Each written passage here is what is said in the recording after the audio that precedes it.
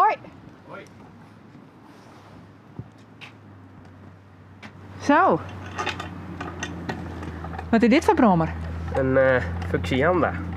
In het bijzonder? Ja, het is een oude brommer, een oldtimer. En dit is echt die ding? Nou, ik heb hem gekregen van mijn baas en die zei, daar moest wel een beetje maar sleutelen en die sleutel ik er wat mee. Ja. Het ik wat maar in werk te krijgen, sleuteling? Nee.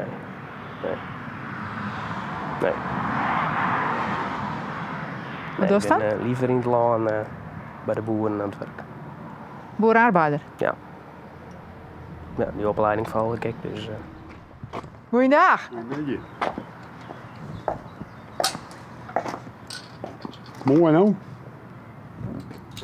Een technische zoon. Ja, technische zoon. Maar is leven boer. Ja, dat zei het er al. Ja, dat moet ik wel even gebeuren. Hè. Je leren er meestal nog een beetje van.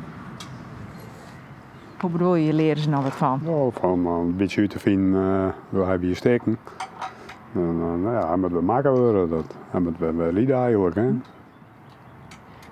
Begreep je dat van hem, dat hij zag van beesten hoor? Van Ze beesten. graag met beesten werk je wel? Ja, dat begrijp ik wel. Ja. Het is mooi in de natuur. Mooi boeten, ben je net in de fabriek.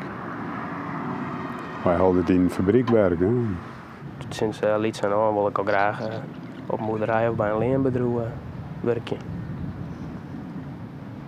Ja, waarom dan? Nou, het leek me wel leuk werk om maar een beetje met de beesten bezig te zijn. Een kanien hebben, maar daar houdt het verder ook mee op. Ja. Hij het wel leuk vond dat je ook wat meer in wat je boer wist wie. Dat denk ik wel, ja.